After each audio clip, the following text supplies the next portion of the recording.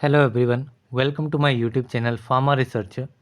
सो आज है day 41 daily pharma MCQ dose series का, जिसमें हम डेली के 10 एमसीक्यू क्वेश्चन सॉल्व करते हैं with detailed explanation and additional information, जो कि आपके सभी टाइप के फार्मेसी रिलेटेड एग्जाम्स के लिए इम्पॉर्टेंट होते हैं।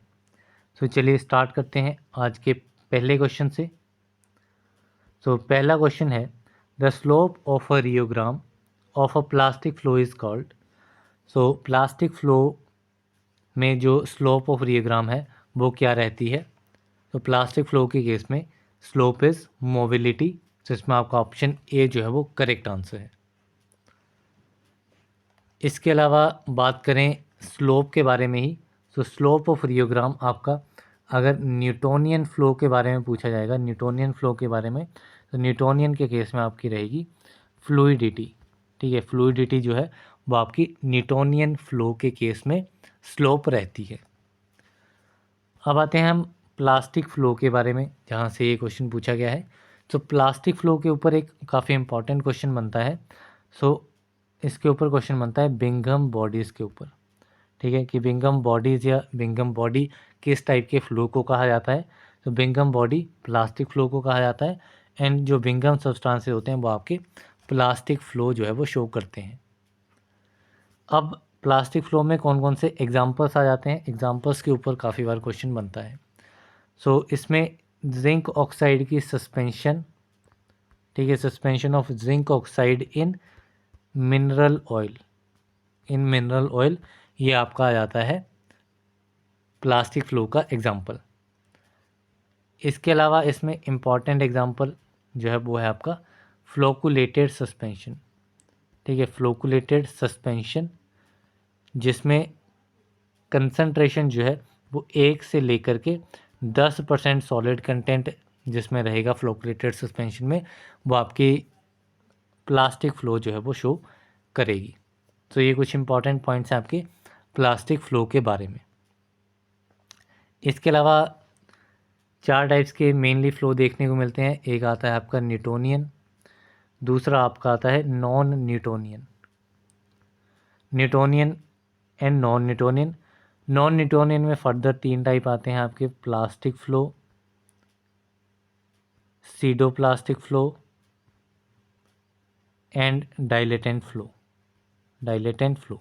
तो ये 3 फ़्लो जो है, इसके नाम जो है वो आपको काफ़ी इम्पॉर्टेंट है, तो ये आप याद रख सकते हैं। सो अभी चलते हैं नेक्स्ट क्वेश्चन के ऊपर। तो नेक्स्ट क्वेश्चन है, मैच द फॉलोइंग। इसमें 2 कॉलम दिए गए हैं। पहले में हम देख सकते हैं, पहले में आपके ड्रग्स के बारे में दिए गए हैं, कौन कौन से ड्रग्स हैं। दूसरे में उन ड्रग्स की फैमिली दी गई है। ठीक है, सो ड्रग्स को हमें पर्टिकुलर फैमिली के साथ मैच करना है। सो पहला आता है आपका सिंकोना। ठीक है, सिंकोना जो है it is matches with Rubiaceae family को बिलोंग करता है। इसके बायोलॉजिकल सोर्स की बात करूं तो इसमें क्लोज जो है इसका बायोलॉजिकल सोर्स, क्लोज से आप याद रख सकते हैं। सो इसमें आपका रहता है cinchona calisaya, C for calisaya, L for ledgeriana, O for officinalis and S for succirubra. तो ये नाम आप याद रख सकते हैं सिंकोना के केस में। देन आता है आपका ओपियम। ओपियम जो है वो आपका मैच करता है पापावरेसी फैमिली को बिलोंग करता है। देन आता है आपका एरगेट। एरगेट जो है, एरगेट बिलोंग्स टू ग्रामीणे फैमिली। सो एरगेट में बेसिकली क्या होता है, इसमें आपके 2 बायोलॉजिकल सोर्स आपको देखने को मिलेंगे। एक आपका होता है क्लेविसेप्स पुरपुरिया, जिसकी फैमिली होती है क्लेबिसिपिटेसी। दूसरा आपका आता है सीरियल सिकेल, क्लेविसेप्स पुरपुरिया आपका फंगस का होता है, एंड जो राई प्लांट है उसका होता है आपका सीरियल सिकेल, जिसकी फैमिली होती है ग्रामीणे। देन आता है आपका रॉवोल्फिया, रॉवोल्फिया सर्पेंटिना जिसका सोर्स रहता है, एंड इसकी फैमिली जो है, फैमिली इज़ एपोसाइनेसी। देन आता है आपका nux vomica, that is strychnos nux vomica, जिसकी फैमिली आपकी रहती है लोगानियासी। सो ये इसमें करेक्टली मैच करेंगे। तो इसमें अभी हम ऑप्शंस देखेंगे। सो फर्स्ट हमने देखा सिंकोना जो है, cinchona matches with Rubiaceae family. That means A matches with 5, so option B इसमें कट कर देंगे। देन बी जो है वो आपका Papaveraceae family, opium Papaveraceae family, सभी में B1 ही है। देन सी जो है, सी दैट इज़ एरगेट, एरगेट की फैमिली है आपकी ग्रामिने, दैट इज़ C2, यहाँ पे ऑप्शन सी कैंसिल हो जाएगा। Rauwolfia apocynaceae D3, option D cancel हो जाएगा। एंड नक्स वोमिका जो है, नक्स वोमिका इज़ लोगानियासी, तो इसमें आपका ऑप्शन ए जो है वो करेक्ट आंसर है। अभी है हमारा नेक्स्ट क्वेश्चन जो कि है biological indicator use for moist heat sterilization is. Moist heat sterilization में बायोलॉजिकल इंडिकेटर कौन सा यूज़ किया जाता है? तो मोस्टली जो है इसमें मोइस्ट हीट स्टरलाइजेशन में पूछा जाता है बैसिलस स्टीरियोथर्मोफाइलस, स्टीरियोथर्मोफाइलस जो है वो बायोलॉजिकल इंडिकेटर होता है मोस्ट हीट स्टरलाइजेशन में, मोस्टली इसके ऊपर क्वेश्चन पूछा जाता है। लेकिन इसके अलावा बायोलॉजिकल इंडिकेटर में आपका क्लोस्ट्राइडियम स्पोरोजेंस भी आपका बायोलॉजिकल इंडिकेटर होता है मॉइस्ट हीट स्टरलाइजेशन के केस में। तो ये दोनों ही आपको नाम याद रखने हैं। अब देखते हैं अदर जो स्टरलाइजेशन प्रोसेस है उसमें कौन से वैलिडेशन या फिर बायोलॉजिकल इंडिकेटर्स रहते हैं। तो इसमें आपका आता है एक ड्राई हीट स्टरलाइजेशन जिसमें आपका होटियर ओवन रहता है। तो इसमें आपका जो बायोलॉजिकल इंडिकेटर है वो आपका रहता है स्पोर्स ऑफ बैसिलस सबटिलस, जिसमें वैरायटी की बात करेंगे तो वैराइटीज़ निगर। सो ये आपको नाम याद रखना है ड्राई हीट स्टरलाइजेशन के केस में। देन आता है आपका गैसियस मेथड में। तो गैसियस स्टरलाइजेशन जिसमें इथाइलिन ऑक्साइड यूज़ की जाती है। तो इसमें भी आपका जो बायोलॉजिकल इंडिकेटर है वो आपका रहता है spores of bacillus subtilis, and इसमें वैरायटी निगर ही रहेगी। देन आता है आपका रेडिएशन मेथड। सो रेडिएशन मेथड में जो आपका बायोलॉजिकल इंडिकेटर है उसमें आपका आ जाता है बैसिलस प्यूमिलस। कौन सा आता है? बैसिलस प्यूमिलस। देन आता है आपका फिल्ट्रेशन मेथड। फिल्ट्रेशन स्टरलाइजेशन में आपका रहता है सीडोमोनास, सीडोमोनास डिमिनुटा या फिर सेरेशिया मार्सेनेंस। ठीक है, ये आपका रहता है फिल्ट्रेशन स्टरलाइजेशन में। तो ये डिफरेंट टाइप के स्टरलाइजेशन मेथड हैं, उनके बायोलॉजिकल इंडिकेटर्स जहाँ से क्वेश्चन जो है वो बनता है। आगे चलते हैं नेक्स्ट क्वेश्चन की तरफ। तो नेक्स्ट क्वेश्चन है ज़ीरोज़ोल इज़ अ टाइप ऑफ। सो ज़ीरोज़ोल किस टाइप की प्रिपरेशन है? सो ज़ीरोज़ोल इज़ अ जेली प्रिपरेशन। सो इसमें आपका ऑप्शन बी जो है वो करेक्ट आंसर है। सो जेलीज़ जो हैं, जेलीज़ के ऊपर एक इम्पॉर्टेंट क्वेश्चन बनता है इसकी डेफिनेशन के ऊपर। सो जेलीज़ जो हैं वो आपकी transparent, these are the transparent और ट्रांसल्यूसेंट, ट्रांसपेरेंट और ट्रांसल्यूसेंट नॉन ग्रीसी प्रिपरेशंस होती हैं, non greasy semi solid preparations होती हैं। सो ये आपको टर्म्स याद रखनी है, transparent, translucent and non greasy semi solid preparations, जो कि आपकी मोस्टली एक्सटर्नल यूज़ के लिए रहती हैं। तो इस डेफिनेशन के ऊपर क्वेश्चन जो है वो काफ़ी इंपॉर्टेंट क्वेश्चन बनता है। इसके अलावा जेलीज जो हैं इनमें पॉलीमर जो है, पॉलीमर ये कंटेन करती हैं जिसमें लेस देन 10% पॉलीमर होता है। अब पॉलीमर जो है वो डिफरेंट टाइप्स का हो सकता है, नेचुरल पॉलीमर भी हो सकता है। नेचुरल में क्या क्या आ जाएगा? सो नेचुरल में आपका ट्रेगाकांथ आ जाता है, पेक्टिन आ जाता है, अगार आ जाता है, कैरागीनन आ जाता है, एंड एलिजेनिक एसिड, एलिजेनिक एसिड। तो ये आपके नेचुरल पॉलीमर्स हैं। इसके अलावा अगर मैं सिंथेटिक पॉलीमर्स की बात करूं तो सिंथेटिक पॉलीमर में आपका micro crystal methyl cellulose methyl cellulose इसमें आ जाएगा,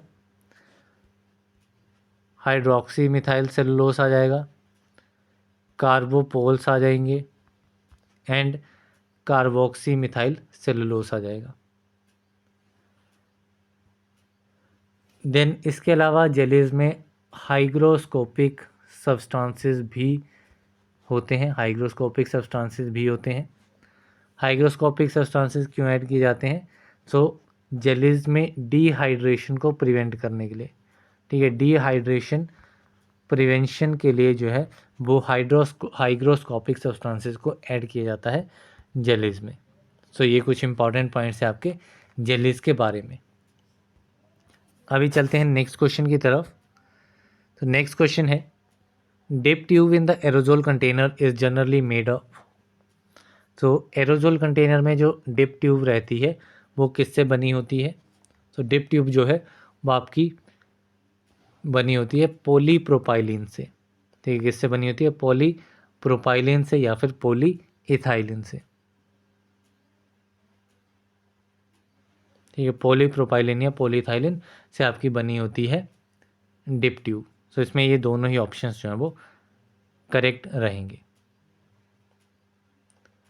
इसके अलावा अदर जो कंपोनेंट्स रहते हैं आपके एरोजोल कंटेनर के, उनके बारे में बात करते हैं एंड उस वो किस मटेरियल से बने होते हैं उनको देख लेते हैं।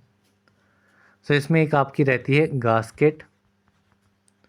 सो गास्केट जो है वो आपकी वूना एन से, ठीक है, वूना एन या फिर नियोप्रीन रबर से, ठीक है, गास्केट जो है वूना एन या फिर नियोप्रीन रबर से बनी होती है। देन इसमें आती है एक स्टेम। स्टेम जो है वो आपकी नाइलॉन से बनी होती है या फिर डेलरिन से बनी होती है, ठीक है, ये काफ़ी इंपॉर्टेंट है इसमें। इसके अलावा जो वॉल्व की बॉडी होती है, ठीक है, वॉल्व की बॉडी जो होती है या फिर हाउसिंग जो है, हाउसिंग भी आपकी नाइलॉन या फिर डेलरिन से बनी होती है। देन इसके अलावा इसमें एक माउंटिंग कैप आती है। माउंटिंग कप आ जाता है जिसको फेरुल कहा जाता है, जो कि आपका बना होता है टिन प्लेटेड स्टील से।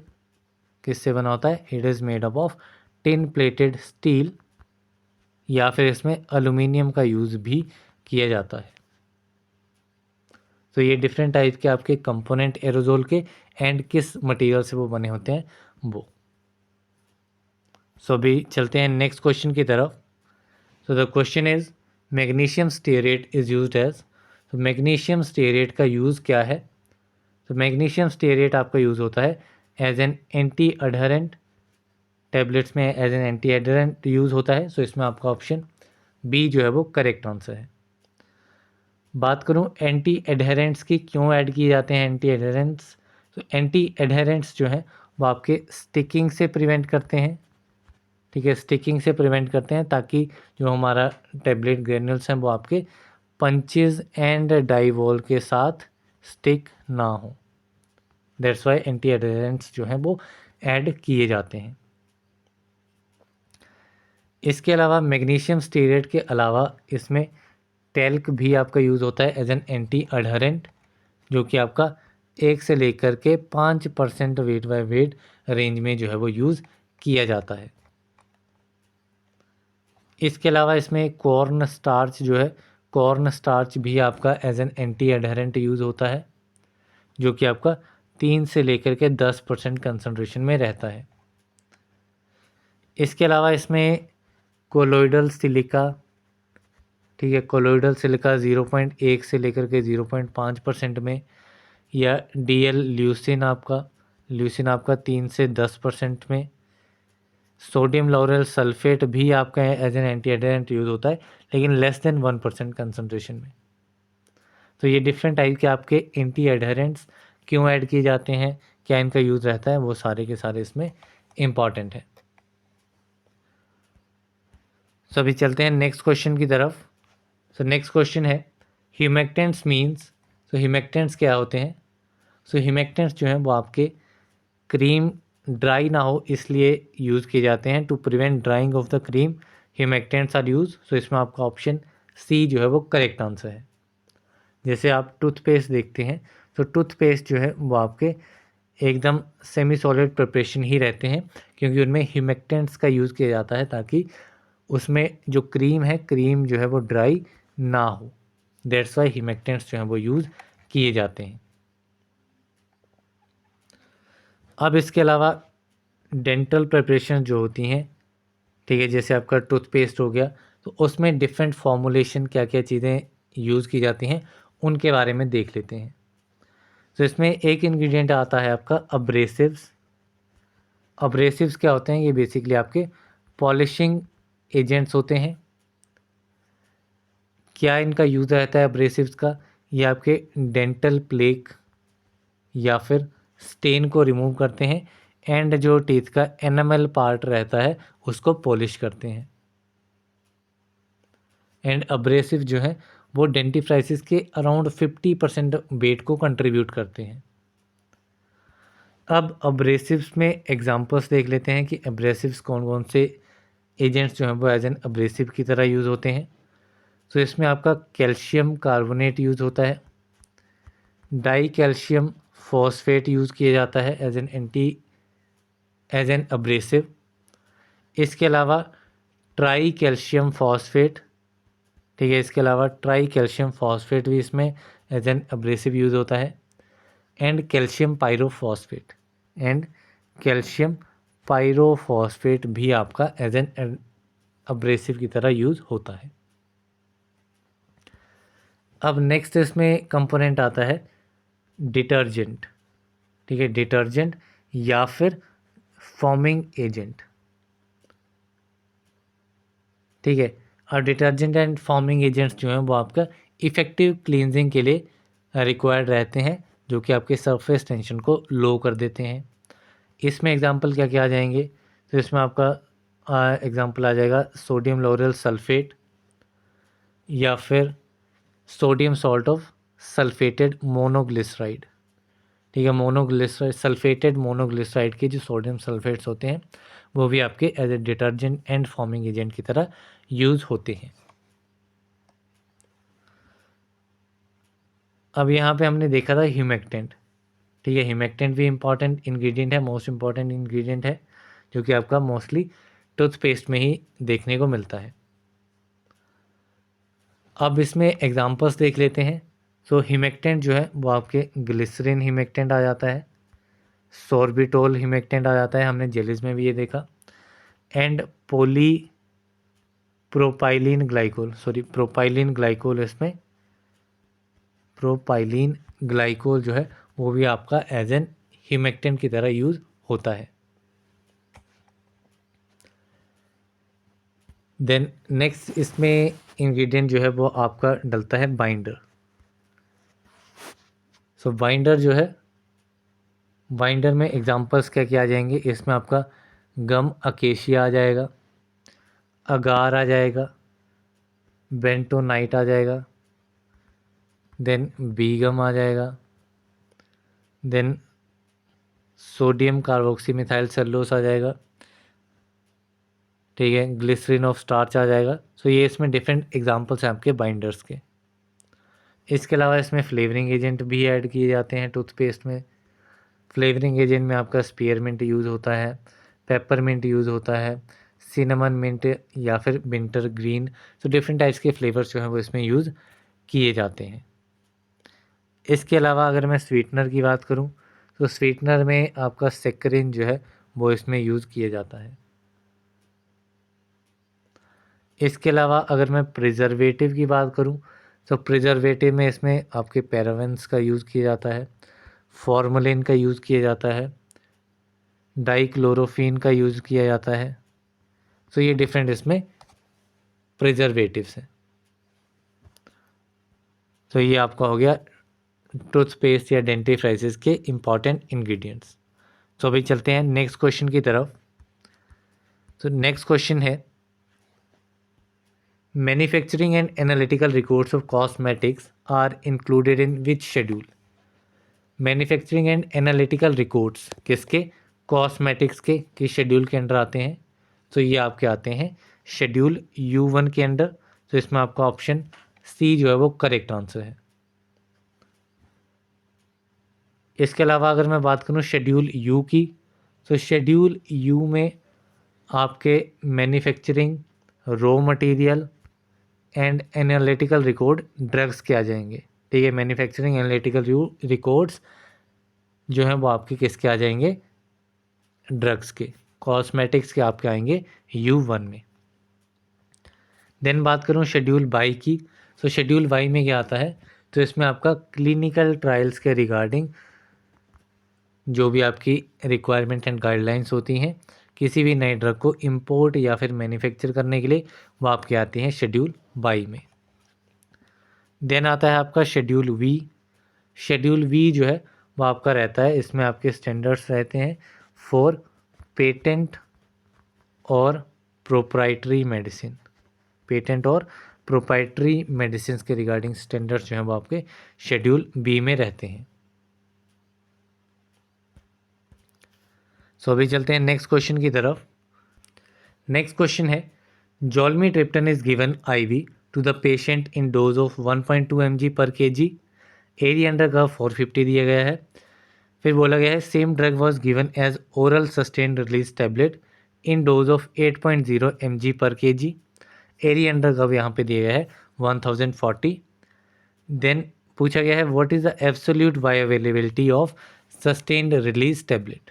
तो यहाँ पे बायो अवेलेबिलिटी पूछी गई है।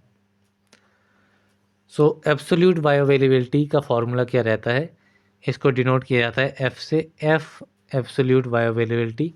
तो ये फार्मूला रहता है आपका area under curve of oral formulation multiply by dose of intravenous divided by area under curve of intravenous multiply by dose of oral preparation.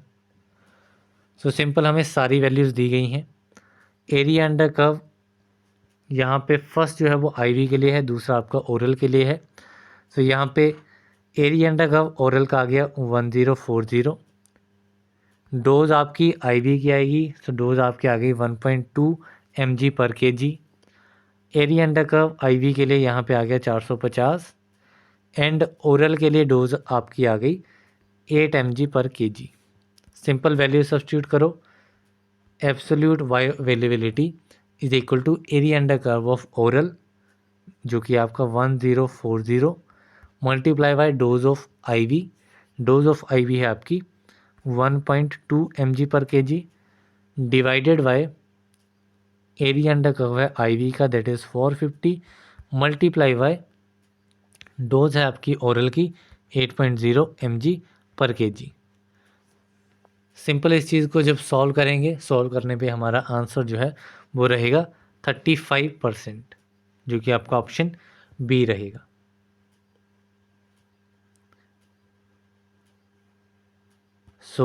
अभी चलते हैं नेक्स्ट क्वेश्चन की तरफ। तो नेक्स्ट क्वेश्चन है SN1 reaction fast with, SN1 reaction जो है वो किस टाइप के अल्काइल हैलाइड्स के साथ में फास्ट रहेगा। लास्ट डे हमने SN2 रिएक्शन के बारे में देखा था, तो तभी हमने SN1 रिएक्शन के बारे में भी देखा था। तो SN1 रिएक्शन जो है वो आपका टर्शरी अल्काइल हैलाइड्स के लिए फास्ट जो है वो रहेगा। तो इसमें आपका ऑप्शन सी जो है वो करेक्ट आंसर है। अब बात करें SN1 रिएक्शन की। SN1 रिएक्शन जो है, दोबारा से इसको रिवाइज कर लेते हैं। SN1, S means substitution, N means nucleophilic and 1 means unimolecular. That means SN1 indicate substitution nucleophilic unimolecular reaction. इसमें भी आपका ऑर्डर जो है वो फर्स्ट ऑर्डर काइनेटिक्स फॉलो करता है एंड SN1 जो है वो 2 स्टेप प्रोसेस है। It is a 2 step process. ठीक है, जहाँ पे आपका 1 आएगा तो वो ऑपोजिट हो जाएगा, 1 वाला 2 स्टेप प्रोसेस होगा। इसके अलावा इसमें ऑर्डर ऑफ रिएक्टिविटी हमने देखी थी 3 degree, 2 degree and 1 degree alkyl halides. तो सबसे ज़्यादा किस में रहेगी, 3 डिग्री अल्काइल हैलाइड्स में, और सबसे कम किस में रहेगी, प्राइमरी अल्काइल हैलाइड्स में। अभी SN2 रिएक्शन भी दोबारा से रिवाइज कर लेते हैं। तो SN2 रिएक्शन क्या है, सब्सटीट्यूशन न्यूक्लियोफिलिक बाई मॉलिकुलर, ठीक है, ये कौन सा है, बाई मॉलिकुलर रिएक्शन है। ऑर्डर जो है वो फर्स्ट ऑर्डर काइनेटिक्स ही है, एंड इसमें रिएक्टिविटी जो है वो रहती है 1 डिग्री, सबसे ज़्यादा then 2 degree and then 3 degree alkyl halides.